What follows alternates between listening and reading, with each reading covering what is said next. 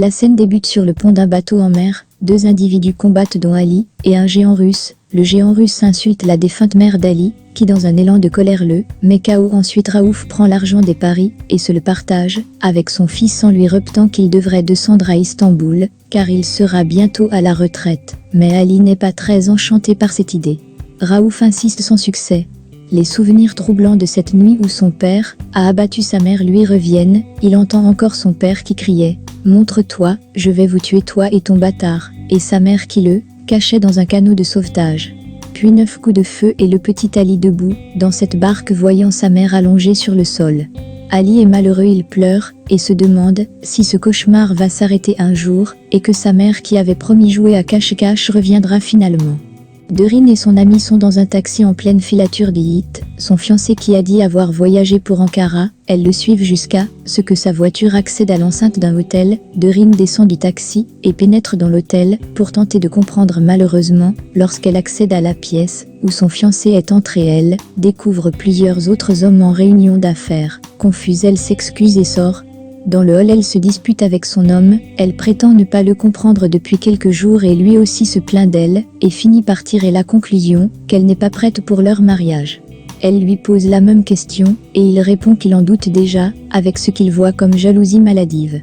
Raouf essaie encore de convaincre Ali de faire un tour à Istanbul pour l'escale. Ce dernier lui dit que toutes les escales ont leur goût, mais celle d'Istanbul n'a qu'un goût du sang.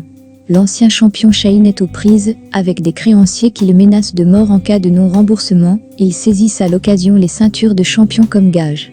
Le soir, Ali, resté seul en cale vide, est cerné et roué de coups par le géant russe revenu prendre sa mise. Suite au refus de restituer l'argent, la photo de sa maman lui est prise et brûlée. Le feu a par la même occasion pris sur le vêtement du russe et cause quelques dégâts en cale, dont 5 heures retard dans la livraison du navire.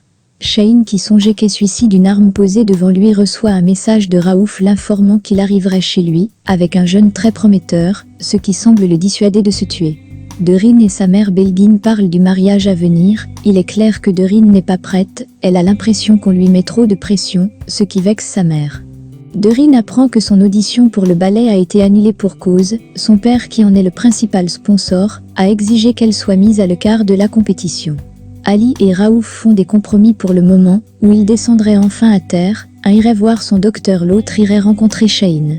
Entre-temps, Raouf s'entretient avec le capitaine du navire, pour qu'on ne punisse pas son fils, et qu'ils puissent sortir enfin ensemble, et pour convaincre le capitaine, il lui rappelle qu'il est malade et condamné, et doit donc faire quelque chose pour le petit.